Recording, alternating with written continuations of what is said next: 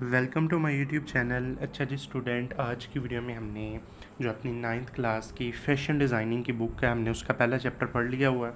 ठीक है जी। आज की वीडियो में हमने आपके दूसरा चैप्टर है जो हमारे पास फैशन डिज़ाइनिंग का पहला ही चैप्टर है, उसके हमने एक्सरसाइज का सलूशन देखना है। ठीक है ना। एक्सरसाइज का सलूशन आज की वीडियो में हम देखेंगे और आपने वीडियो को लाइक करना है, चैनल को सब्सक्राइब करना है ताकि मेरी हर आने वाली वीडियो अब तक बआसानी पहुँचती है। अल्लाह के नाम से शुरू जो बड़ा मेहरबान नहायत रहम करने वाला है। 9th class fashion designing chapter 1 है हमारे पास। चैप्टर 1 है इंट्रोडक्शन टू फैशन डिज़ाइनिंग। ठीक है जी, आपका ये चैप्टर 1 है। एक्सरसाइज करेंगे जिसमें आपका पहला क्वेश्चन मल्टीपल चॉइस क्वेश्चन होंगे। ओके जी, मल्टीपल चॉइस क्वेश्चन होंगे। आपका क्वेश्चन 1 है। अब ये आपके पास टिक ऑप्शन की मैंने तस्वीर ली हुई है। ठीक है जी, आपकी तस्वीर है। अब इनके जो आंसर होंगे वो आपके पास नीचे मैं लिख दूंगा, वो लिखे होंगे आपके आंसर। ठीक है जी, आपके 8 और ये 9 10 आपके जी MCQs हैं और MCQs के आंसर मैंने नीचे लिख दिए हुए हैं। पहले का D ऑप्शन है, दूसरे का C है, तीसरे का B है। ठीक है जी, चौथे का A है। ठीक है जी, पाँचवें का भी A है, छठे का B, सातवें का भी B, आठवें का भी B, नौवें का भी B और 10वें का D। यानी कि आपके 10 MCQs आपके क्लियर हो चुके हैं। अगर आप ये वाले आंसर करेंगे तो आपके आंसर ये करेक्ट है। ठीक है ना। ये ऊपर MCQs हैं, ये उनकी तस्वीर है और नीचे आपके पास इनके आंसर्स हैं। ठीक है ना, ये आपके पास इसके आंसर्स। अगर आप PDF फॉर्म में इस नोट्स को चाहते हैं तो हमारे नंबर पर रब्ता करें, आपको बआसानी मिल जाएंगे पहले चैप्टर के। और सब उसके बाद आपके आंसर क्वेश्चन आते हैं। 10 आपके आंसर क्वेश्चन है, ये आपने आप करने हैं। पहला क्वेश्चन आपको कहता है कि आपने फैशन क्या होता है उसको एक्सप्लेन करना है और आपने बताना है कि ड्रेस और कस्टम में क्या फ़र्क है। तो फैशन आपको पता है कि स्टाइल होता है, क्लोथिंग का स्टाइल होता है, इंसान का बिहेवियर होता है स्पेसिफिक टाइम के साथ, इसे हम फैशन कहते हैं। और ड्रेस हमारे पास क्या होता है, क्लोथ होता है, कस्टम होते हैं, रिवाज के हिसाब से, ट्रेडिशन के हिसाब से, कल्चर के हिसाब से हमारे ड्रेस और कस्टम हमारे पास का आपस में क्या रिलेशन होता है, ये आपको मैंने बता दिया। और आपने ये लेक्चर पहले चैप्टर के सुनने हैं तो आपकी प्ले लिस्ट आपकी डिस्क्रिप्शन में होगी, जाके आप बआसानी देख सकते हैं। दूसरा चैप्टर कहता है कि what are some factor that influence fashion trend. Fashion trend में कौन कौन सी चीज़ें हमारे पास फैक्टर डिपेंड करते हैं। सोशल मीडिया होता है, सेलिब्रेट्स होते हैं, इकोनॉमिक होती है, कंडीशन होती है, टेक्नोलॉजिकल एडवांसमेंट्स होते हैं, ग्लोबल इवेंट्स होते हैं। तो ये हमारे पास फैक्टर्स होते हैं। या आप अगर ये वाले क्वेश्चन आप याद कर लेते हैं ना तो आपको बहुत बड़ा फ़ायदा होना है। अगर आप ये पेपर में इतने इतने क्वेश्चन लेने हैं तो 2 से 2 नंबर आपको रोकने में कोई नहीं है, कोई नहीं रोक सकता आपको 2 से 2 नंबर लेने में।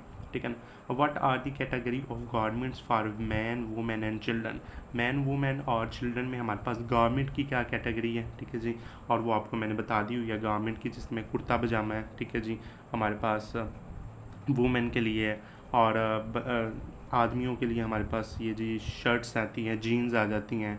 चिल्ड्रन के लिए हमारे पास छोटे छोटे बेबीज़ के कपड़े आ जाते हैं। तो ये आपने ये वाला आपका सारा आंसर आपने क्वेश्चन 3 का आंसर कर लेना। अब क्वेश्चन 4 है हमारे पास, describe two different between South Asian and western fashion.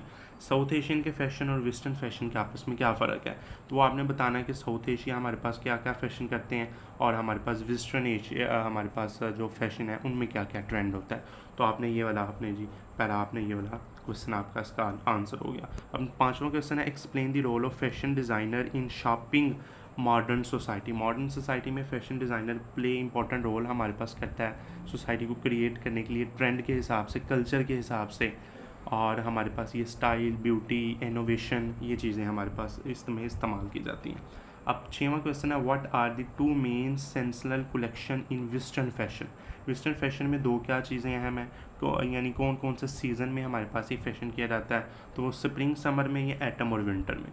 तो ये आपके पास एक लाइन का आंसर है। अब क्वेश्चन 7 है, what does SDG stand for. SDG का क्या मतलब है। ठीक है जी, हमारे पास ये इसका डेवलपमेंट गोल्स है, हमारे पास इसका मतलब है। अब उसके बाद 8वां क्वेश्चन है, what are some career opportunities in available in fashion industry.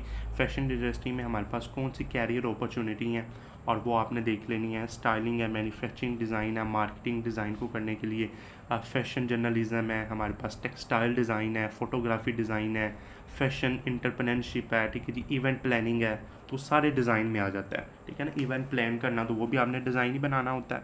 ठीक है जी, आपने कोई फोटोग्राफी करनी है, टाइपोग्राफी करनी है, कोई भी स्टाइल बनाना है, तो ये फैशन डिज़ाइनिंग की इंडस्ट्री में आ जाता है। अब how do climate and geography की influence fabric choose in different region. और इसमें क्या इसका जी हमारे पास किरदार है, तो वो आपने ये वाला क्वेश्चन इसका 9वां ये इसका आंसर है। आपने ये वाला क्वेश्चन इसका कर लेना। ओके जी, अब आखिरी क्वेश्चन आपका रहता है, how does clothing in different part of Pakistan represent the history and identity of its people.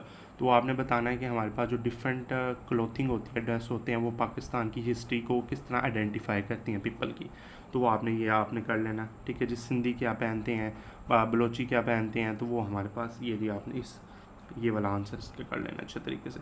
अब इसके लॉन्ग क्वेश्चन आ जाते हैं। पहला जो लॉन्ग क्वेश्चन है आपका है वो the rise of social media has change the way fashion trend spread, how do these platform influence what people वार।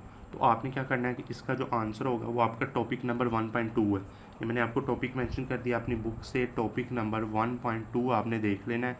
ठीक है जी, 1.2 आपने टॉपिक देख लेना, वो आपने अच्छे तरीके से कर लेना है। अब इसका अगला जो हमारे पास क्वेश्चन है, how do cloth people war reflect the personality और लाइफ स्टाइल, और ये आपने टॉपिक नंबर 1.12 और 1.13 आपने कर लेना। अच्छे तरीके से आपका लॉन्ग क्वेश्चन हल हो जाएगा। उसके बाद आपने how does clothing in different Pakistan part of Pakistan represent the history and identity of its people, तो आपने टॉपिक नंबर 1.4 इसको अच्छे तरीके से कर लेना है। तो आपका जी क्वेश्चन 3 का भी आंसर हल हो जाता है। 10 आपके MCQs हैं, 10 ही आपके शॉर्ट हैं और 3 आपके लॉन्ग हैं, और ये मैंने आज की वीडियो में आपको बता दी है चैप्टर 1 के। ठीक है ना, और ये हमारा यूट्यूब चैनल है, ये मैंने लिंक इधर पे पेस्ट कर दिया है। अगर आप यूट्यूब चैनल पर जाना चाहते हैं तो इस लिंक को आपने सिंपली क्लिक करना है, तो आप यूट्यूब चैनल पर चले जाएंगे। और ये मैंने खुद से नोट तैयार किए हैं, अगर आपको ये PDF फॉर्म में चाहिए तो हमारे नंबर पर रब्ता करें। इंशाल्लाह अगली वीडियो में हम चैप्टर 2 का शुरू करेंगे। आपने इस को याद करना है। ठीक है जी, बुक्स मुश्किल हैं, आपने चीज़ों को समझ के याद करना है, इंशाल्लाह आपको याद हो जाएंगी, और 2 में से 2 आपके शॉर्ट में आ जाएंगे, और लॉन्ग जितने भी नंबर का होगा वो आपका पूरे आएंगे। और आपने वीडियो को लाइक करके चैनल को सब्सक्राइब कर देना, ताकि हमारी हर आने वाली वीडियो अब तक बआसानी पहुँचती जाए। अल्लाह हाफिज़।